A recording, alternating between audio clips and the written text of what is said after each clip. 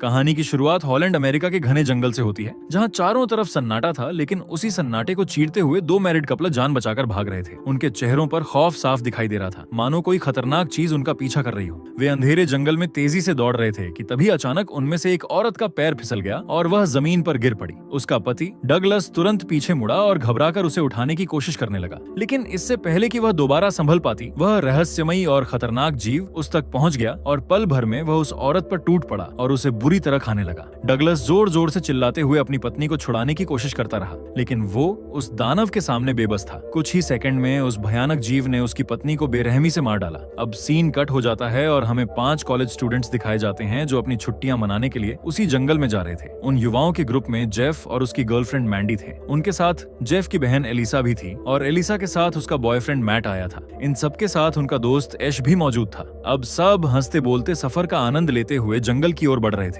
माहौल हल्का और उत्साहित था, लेकिन जैसे ही वे जंगल के अंदर जाने वाली सड़क पर पहुंचे, उन्हें आगे रोड क्लोज का साइन दिखाई दिया। उसके ठीक पास यूएस फॉरेस्ट सर्विस का एक नोटिस भी लगा था, जिसमें साफ लिखा था कि जंगल में इंसानों का जाना मना है। कुछ देर तक सब सोचते रहे कि अब क्या करें, प्लान कैंसिल कर दें या आगे बढ़े। तभी एलिसा ने कहा कि वह और उसका भाई जेफ बचपन में अपने डैड के साथ इसी जंगल में शिकार पर आया करते थे। हालांकि उन्हें इस रोड क्लोज वाले नोटिस के बारे में कोई जानकारी नहीं थी। एलिसा की बात सुनकर जेफ ने भी भरोसे से कहा कि उसे जंगल के रास्तों की अच्छी पहचान है और वह यहाँ पहले कई बार आ चुका है। उसके आत्मविश्वास को देखकर बाकी दोस्तों को लगा कि शायद ये बोर्ड किसी का मजाक हो या कोई पुराना नोटिस हो। आखिर में उन्होंने चेतावनी को नजरअंदाज किया और आगे बढ़ने का फैसला कर लिया। जंगल में प्रवेश करने से पहले सबने अपना सामान तैयार किया और जेफ ने सबकी एक तस्वीर भी खींची। इसके बाद वे पैदल जंगल की ओर बढ़ने लगे। चलते चलते एलिसा ने पुरानी बातें साझा करनी शुरू की। उसने बताया कि उसके डैड आर्मी ऑफिसर थे और उनका ट्रांसफर कभी इसी इलाके में हुआ था। उसी वजह से वह बचपन में हर साल यहाँ आया करती थी, लेकिन बातों में खोए हुए उन्होंने रास्ते के किनारे पड़ी एक जानवर की बुरी तरह नोची हुई लाश पर ध्यान ही नहीं दिया। उसका शरीर बेरहमी से फाड़ा गया था, जैसे किसी खतरनाक शिकारी ने उसे चीर डाला हो। अब धीरे धीरे शाम होने लगी। एलिसा ने रुक कर कहा कि अब यहीं टेंट लगा लेना चाहिए, क्योंकि आगे चलने पर जंगली जानवरों का खतरा बढ़ सकता है। लेकिन जेफ को अब भी भरोसा था। उसने कहा कि थोड़ा और आगे चलकर रुकना बेहतर होगा। इसी बात को लेकर दोनों के बीच हल्की बहस शुरू हो गई। कुछ पल माहौल तनावपूर्ण रहा, फिर आखिर में सबने जेफ की बात मान ली और आगे बढ़ने का ठान लिया। इसी दौरान उनका दोस्त मैट पेशाब करने के लिए रास्ते से थोड़ा हटकर झाड़ियों की तरफ चला गया। वहाँ उसकी नजर जमीन पर पड़े एक बैग पर पड़ी, जो यूएस आर्मी का बैग लग रहा था। मैट कुछ पल के लिए हैरान रह गया। उसने इधर उधर देखा, लेकिन वहाँ कोई नजर नहीं आया। आखिर में उसने बैग को वहीं छोड़ दिया और चुपचाप वापस अपने दोस्तों के पास लौट आया। कुछ ही देर में रात हो गई, लेकिन उन्हें रुकने के लिए कोई सुरक्षित जगह नहीं मिली। इसी वजह से सब लोग जेब से नाराज थे, क्योंकि उसी के भरोसे वे जंगल के इतनी अंदर तक आ गए थे। अब माहौल में तनाव बढ़ चुका था और हर किसी को लगने लगा था कि शायद उन्होंने बड़ी गलती कर दी है। तभी मैंडी की नजर दूर किसी अजीब चीज पर पड़ी। वो सबको उस दिशा में ले गई जहाँ उन्होंने देखा कि जमीन पर एक लड़की के कटे हुए शरीर के हिस्से बिखरे पड़े थे। ये वही लड़की थी जिसे शुरुआत में उस रहस्यमय चीज ने मार दिया था। ये खौफनाक दृश्य देखकर सब बुरी तरह डर गए। तब अचानक उनके पीछे से एक डरावनी आवाज गूंजी। उस आवाज ने साफ कर दिया कि खतरा यहीं कहीं पास में है। बिना एक पल गवाए वे मुड़े और अपनी गाड़ी की तरफ पूरी ताकत से भागने लगे, लेकिन वे गाड़ी तक पहुंच पाते उससे पहले ही वो खतरनाक क्रिएचर उनके सामने आ खड़ा हुआ। असल में वो हॉलैंड जंगल का एक खूंखार जीव था, जो इंसानों को देखते ही मार देता था। इसी कारण सरकार ने इस जंगल में आने पर रोक लगाई थी। अब जैसे ही उसने उन्हें देखा, वो दहाड़ते हुए उनकी तरफ दौड़ा। सब घबरा गए और बिना पीछे देखे भागने लगे। वे किसी तरह जान बचाते हुए पास की झाड़ियों और चट्टानों के बीच छिप गए। कुछ पल तक वे सांस रोककर बैठे रहे ताकि वह उन्हें ढूंढ न सके। इस बीच वे सोचने लगे कि अब इस जंगल से बाहर निकलने का रास्ता कैसे मिलेगा। तभी उनकी नजर सामने खड़े एक पुराने जर्जर घर पर पड़ी। हालात समझते ही जेफ ने तुरंत फैसला लिया। उसने कहा कि बाकी सब लोग उस घर के अंदर चले जाएं और वह खुद बाहर रहकर उस क्रिएचर का ध्यान अपनी तरफ खींचेगा। उसका मकसद था कि जब तक वो दानव उसे देखे, तब तक बाकी लोग सुरक्षित घर के अंदर पहुंच जाएं। पर मैंडी ने उसे रोकने की कोशिश की और कहा कि यह बहुत खतरनाक है। लेकिन जेफ ने साफ कहा कि सबको यहाँ तक लाने की गलती उसी की थी, इसलिए जिम्मेदारी भी वही लेगा। फिर बाकी दोस्त धीरे धीरे घर की तरफ बढ़े, लेकिन तभी क्रिएचर अचानक जेफ के सामने आ गया। जेफ कुछ कर पाता उससे पहले ही उसने उस पर हमला कर दिया और एक ही झटके में उसे मार डाला। ये भयानक मंजर देखकर सबके होश उड़ गए, लेकिन रुकना मतलब मौत था, इसलिए वे पूरी ताकत से घर की ओर भागे। वहां पहुंचकर वे दरवाजा जोर जोर से पीटने लगे और अंदर आने की गुहार लगाने लगे। कुछ पल बाद घर के अंदर रहने वालों ने दरवाजा खोला और उन्हें जल्दी से अंदर खींच लिया। उसी अफरा तफरी में मैंडी लगभग उस जीव के हाथों पकड़ी जा चुकी थी, लेकिन अंदर मौजूद लोगों ने आग दिखाकर उसे पीछे हटा दिया और तुरंत दरवाजा बंद कर दिया।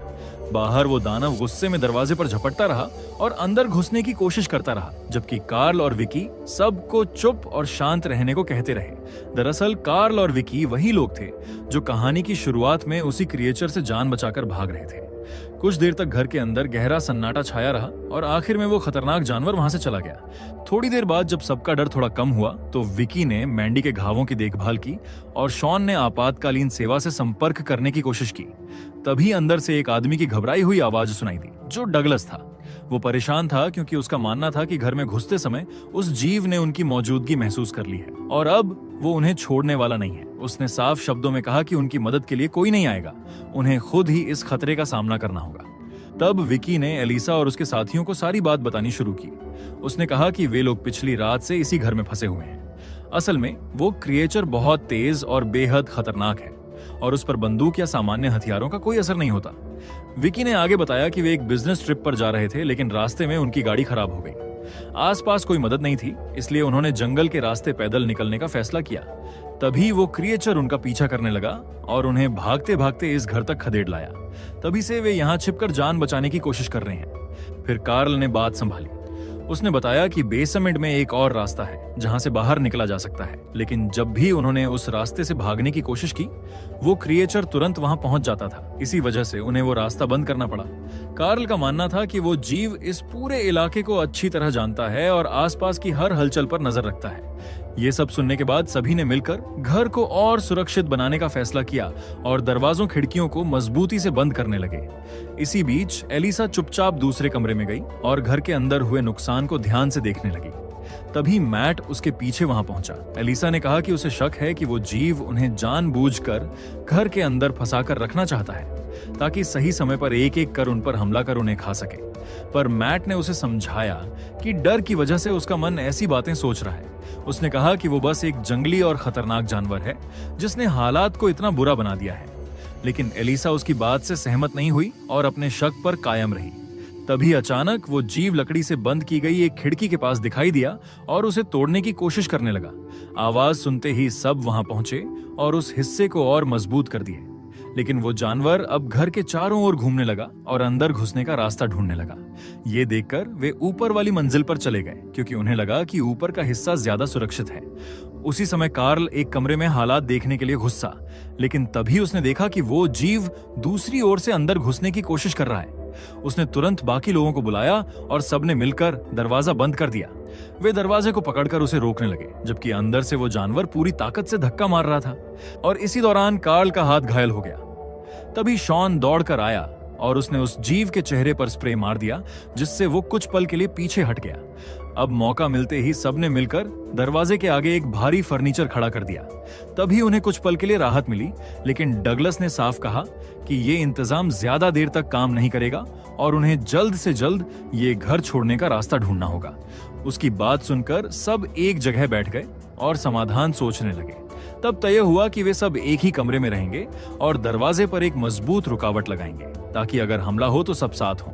ये योजना बाकी लोगों को ठीक लगी क्योंकि उन्हें उम्मीद थी कि आपातकालीन सेवा जल्दी मदद भेजेगी। लेकिन डगलस को इस पर भरोसा नहीं था। गुस्से में उसने अपना फोन फेंक दिया और कहा कि उसे भी पहले यही भरोसा दिया गया था, लेकिन अब तक कोई नहीं आया। तभी एलिसा ने उम्मीद जताई कि उसके माता पिता के कुछ दोस्त उन्हें ढूंढने आ सकते हैं, लेकिन डगलस को यह भी बेकार सहारा लगा। उसने कहा कि सबसे सही तरीका है सड़क की तरफ भागना, क्योंकि अगर कोई उन्हें खोज रहा होगा तो सड़क पर जल्दी देख पाएगा। फिर उसने एक और खतरनाक सुझाव दिया कि अगर उस जानवर को किसी एक की बलि देकर उसे खाने में उलझा दिया जाए तो बाकी लोग भाग सकते हैं। उसकी ये बात सुनते ही माहौल सन्नाटे में बदल गया। सबने एक साथ इसका विरोध किया और साफ कह दिया कि वे किसी एक को मरने के लिए नहीं छोड़ेंगे। उसी समय मैट ने कहा कि वो उस जीव से तेज दौड़ सकता है और अगर उसे ध्यान भटकाने का एक मौका मिल जाए तो वो जंगल पार करके सड़क तक पहुंच सकता है और मदद ला सकता है। एलिसा ये सुनकर गुस्सा हो गई और उसे अलग ले जाकर समझाने लगी। वो नहीं चाहती थी कि मैट किसी अनिश्चित उम्मीद के लिए अपनी जान खतरे में डाले, लेकिन मैट को लगा कि यही पूरे ग्रुप को बचाने का सही तरीका है। उसने कहा कि उसे बस एक मौका चाहिए और वो मदद लेकर वापस आएगा। इसके बाद उसने एलिसा को भी अपनी योजना के लिए मना लिया और वॉकी टॉकी दिखाकर बोला कि रास्ते में वो इसी के जरिए संपर्क में रहेगा। तभी कार्ल ने कहा कि ध्यान भटकाने का काम वो खुद करेगा। क्योंकि कई बार उस दानव का सामना करने के बाद अब वो उससे नहीं डरता और उसे अपनी ओर खींच सकता है। शॉन भी उसके साथ बाहर जाने को तैयार हो गया ताकि दूर से नजर रखकर सही समय पर चेतावनी दे सके। योजना के अनुसार कार्ल घर से बाहर निकला और फ्लेयर जलाकर और सीटी बजाकर उस जीव का ध्यान अपनी ओर खींचने लगा, जबकि बाकी लोग अंदर से ये सब सुन रहे थे। बरामदे पर खड़े शॉन ने आसपास हलचल देखी और वॉकी टॉकी के जरिए कार्ल को बताया कि जीव पास ही है। तभी कार्ल ने इशारे से मैट को दौड़ने का संकेत दिया। मैट तुरंत अंधेरे की ओर भागा, लेकिन कुछ ही पल बाद शॉन की नजर उस जीव से हट गई और संपर्क टूट गया। तब अचानक वॉकी टॉकी से मैट की दर्द भरी चीखें सुनाई दी। ये सुनते ही कार्ल और शॉन के होश उड़ गए और वे तुरंत घबराकर वापस घर की ओर भागे। जब कार्ल और शॉन दरवाजे तक पहुंचे तो अंदर खड़ा डगलस डर के मारे उन्हें खोलने से हिचकने लगा। उसे डर था कि कहीं दानव उनके पीछे पीछे घर में ना घुस आए। ये देखकर विकी ने दरवाजा खोलने की कोशिश की, लेकिन डगलस ने घबराहट में उसे धक्का देकर गिरा दिया। हालात बिगड़ते देख एलिसा ने तुरंत रेडियो पर कार्ल को रसोई वाले दरवाजे की ओर जाने को कहा। कार्ल और शॉन उसी तरफ भागे और वहां से उन्हें अंदर खींच लिया गया। फिर दरवाजा तुरंत बंद कर दिया गया। अब अंदर आते ही कार्ल का गुस्सा फूट पड़ा। उसने डगलस पर झपटकर उसे जमीन पर गिरा दिया और मारते मारते बेहोश कर दिया। कुछ मिनट बाद जब डगलस को होश आया तो उसने खुद को सीढ़ियों की रेलिंग से बंधा हुआ पाया। वो छटपटाने लगा, लेकिन कार्ल ने सख्त आवाज में उसे चुप रहने की चेतावनी दी। डगलस ने सफाई दी कि उसने दरवाजा इसलिए नहीं खोला क्योंकि उसे सबकी सुरक्षा की चिंता थी और वो नहीं चाहता था कि दानव अंदर घुस आए। लेकिन कार्ल उसकी कोई बात सुनने को तैयार नहीं था। उसी तनाव के बीच एलिसा अलग जाकर मैंडी से बात करने लगी। उसकी आंखों में डर के साथ गुस्सा भी था। उसने कहा कि अब वो उस दानव से भागेगी नहीं। मैट को खो देने के बाद उसके अंदर कुछ बदल गया था और उसने ठान लिया था कि वो यहीं रहेगी और उस राक्षस को खत्म करने का तरीका ढूंढेगी। मैंडी ने उसे गले लगाकर दिलासा दिया, लेकिन उसी दौरान उसने धीमी आवाज में एक और सच बताया कि वो गर्भवती है। ये सुनते ही माहौल और भारी हो गया, क्योंकि सब समझ गए कि जेफ अब ये खबर कभी नहीं जान पाएगा। इसके बाद वे दोनों लिविंग रूम में लौटे, जहां शॉन पूरी तरह टूट चुका था। लड़कियों ने उसे संभालने की कोशिश की और कहा कि सब ठीक हो जाएगा, लेकिन डर ने उसे अंदर से कमजोर कर दिया था। आखिर में उसने अपने दिल की बात कबूल की। उसने कहा कि वो गे है और उसका जेफ के साथ एक सीक्रेट रिलेशनशिप था। ये सुनकर मैंडी के चेहरे पर दर्द और गुस्सा साफ दिखाई देने लगा, क्योंकि अब जेफ इस सच का सामना करने के लिए जिंदा नहीं था। तभी अचानक वॉकी टॉकी से सिग्नल आने लगा। सब चौंक कर उसकी तरफ देखने लगे। फिर उन्होंने संपर्क करने की कोशिश की, लेकिन दूसरी तरफ से सिर्फ बीप की आवाजें आ रही थीं। इससे उनकी बेचैनी और बढ़ गई। कुछ ही देर बाद घर के अंदर से एक और वॉकी टॉकी के सिग्नल की आवाज सुनाई दी। वे आवाज का पीछा करते हुए नीचे गए और समझ गए कि सिग्नल बेसमेंट से आ रहा है। कुछ पल वे हिचकिचाए, फिर मिलकर नीचे जाने का फैसला किया। अपने बचाव के लिए जो भी सामान हाथ लगा उठा लिया, जबकि शॉन और विकी ऊपर ही रुक गए। बेसमेंट में पहुंचते ही उन्होंने मैट को बुरी तरह घायल हालत में पड़ा देखा। वे उसकी ओर बढ़ ही रहे थे कि अचानक अंधेरे में से वो दानव सामने आ गया। हालात समझते ही कार्ल ने बाकी लोगों को ऊपर भागने का इशारा किया और खुद उस पर टूट पड़ा ताकि दूसरों को निकलने का मौका मिल सके। लेकिन इस कोशिश में कार्ल अपनी जान गंवा बैठा। ऊपर लिविंग रूम में जब ये खबर पहुंची तो विकी टूट गई। दूसरी तरफ बाकी लोग किसी तरह घायल मैट को ऊपर लाने में कामयाब हो गए। वे उसे सोफे पर लिटाकर उसकी चोटों पर कपड़ा दबाने लगे, लेकिन बिना दवाइयों और सही इलाज के वे कुछ खास नहीं कर पा रहे थे। मैट की हालत तेजी से बिगड़ रही थी। फिर भी उसने अपनी बची हुई ताकत जुटाई और कांपती आवाज में एक अहम बात बताई। वहां सिर्फ एक नहीं बल्कि 2 दानव थे। ये सुनते ही कमरे में सन्नाटा छा गया। अब खतरा दोगुना था और सबके चेहरों पर डर पहले से भी ज्यादा गहरा हो गया। मैट की हालत देखकर डगलस ने सुझाव दिया कि उसे चारे की तरह इस्तेमाल कर लिया जाए ताकि बाकी लोग यहां से भाग निकले। पर यह सुनते ही एलिसा भड़क उठी और उसने इस बात से साफ इनकार कर दिया। उसने कहा कि वे किसी को मरने के लिए नहीं छोड़ेंगे। फिर उसने एक अलग योजना सामने रखी। उसका मानना था कि क्योंकि दानव बार बार घर में घुसने की कोशिश कर रहा है, इसलिए उन्हें उसे अंदर आने देना चाहिए, फिर किसी कमरे में फंसाकर आग से खत्म कर देना चाहिए। कुछ पल तक सब खामोश रहे। हालात की गंभीरता को समझते हुए डगलस ने इस योजना से सहमति जताई और मदद करने की बात कही। इस भरोसे पर शॉन ने उसे खोल दिया ताकि वो भी तैयारी में साथ दे सके। लेकिन जैसे ही वो आजाद हुआ, उसका मानसिक संतुलन टूट गया और उसने पास पड़ी लकड़ी का टुकड़ा उठाया और अचानक शॉन पर जोर जोर से वार करने लगा। फिर वो सब पर चिल्लाने लगा और कहने लगा कि वो जो कुछ कर रहा है सिर्फ जिंदा रहने के लिए कर रहा है। इसके बाद उसने मैट के शव को पकड़कर दरवाजे की ओर घसीटना शुरू किया। उसका इरादा था शव को बाहर फेंककर दानव को उसमें उलझा देना और उसी मौके पर खुद भाग निकलना। लेकिन जैसे ही वो दरवाजे तक पहुंचा, बाहर से जोरदार धमाका हुआ और दानव ने लकड़ी की रुकावट तोड़ दी और पल भर में डगलस पर टूट पड़ा। सबके सामने वो उसे जिंदा ही नोचने और खाने लगा। ये भयानक दृश्य देखकर बाकी लोगों ने एक दूसरे की तरफ देखा और उसी अफरा तफरी में भागने का मौका ढूंढ लिया। वे जरूरी सामान उठाकर बेसमेंट की ओर दौड़े, जहां मिट्टी के तेल के डिब्बे रखे थे। फिर एलिसा और मैंडी ने मिलकर जल्दी जल्दी एक कमरे में तेल फैलाना शुरू किया, लेकिन नीचे से आती आवाजों ने दानव का ध्यान भटका दिया और वो डगलस को छोड़कर उस दिशा में बढ़ने लगा। कुछ ही पलों में वो बेसमेंट के दरवाजे तक पहुंच गया, जहां बाकी लोग छिपे हुए थे, लेकिन एलिसा वहां नहीं थी। दरअसल वो अपनी योजना को अंजाम देने में लगी थी। अब जैसे ही दानव कमरे के अंदर घुसा, एलिसा ने बाहर से रास्ता बंद कर दिया। फिर उसने और तेल छिड़का और कांपते हाथों से उसको आग लगा दिया। आग की लपटें तेजी से उठी। अंदर फंसा दानव दर्द से तड़पता रहा और भयानक चीखें मारता रहा और आखिर में वहीं जलकर मर गया। कुछ पल बाद जब आवाजें शांत हो गईं, तो बेसमेंट में छिपे लोग बाहर निकलने लगे। उन्हें याद था कि बेसमेंट के एक हिस्से से बाहर जाने का रास्ता है, इसलिए वे सावधानी से आगे बढ़ते रहे। लेकिन बाहर निकलते समय विकी की नजर अपने मृत पति कार्ल के शरीर पर पड़ी और वो वहीं खड़ी होकर उसे देखने लगी। मैंडी उसे आगे बढ़ने के लिए कहने लगी, लेकिन तभी अचानक शॉन की डरावनी चीख गूंजी और अगले ही पल सब शांत हो गया, जिससे ये साफ हो गया कि वो भी मारा गया। अब वहां रुकना मतलब मौत को बुलाना था, इसलिए मैंडी ने विकी को संभाला और उसे साथ लेकर बाहर की ओर भागने लगी। लेकिन जैसे ही वे दरवाजे तक पहुंची, विकी अचानक रुक गई और अगले ही पल उसके पेट से खून बहने लगा। तभी मैंडी को एहसास हुआ कि दूसरा दानव ने विकी को भी पकड़ लिया है, इसलिए वो वहां से भाग निकली। डरी हुई मैंडी दौड़ते दौड़ते एलिसा के पास पहुंची। अब आसमान में हल्की रोशनी फैलने लगी थी, इसलिए वे बिना समय गवाए जंगल की ओर भागने लगे। लेकिन दूसरा दानव उनका पीछा करता रहा। पेड़ों के बीच भागते हुए अचानक मैंडी ठोकर खाकर गिर गई। एलिसा तुरंत उसे उठाने के लिए झुकी, लेकिन तभी पीछे से दानव उन पर टूट पड़ा। उसने एलिसा पर हमला किया और बेरहमी से उसे मार डाला, जबकि मैंडी ये सब देखकर सहम गई। अब वो पूरी तरह अकेली थी। जान बचाने के लिए वो बिना पीछे देखे जंगल में दौड़ती रही। दौड़ते दौड़ते उसके दिमाग में एक विचार आया। उसने अपनी खून से सनी शर्ट उतारकर दूर फेंक दी और खुद को गीली मिट्टी से ढक लिया, ताकि उसकी गंध छिप जाए और दानव उसे सूंघ न सके। फिर वो तेजी से उस जगह पहुंची जहां उनकी कार खड़ी थी।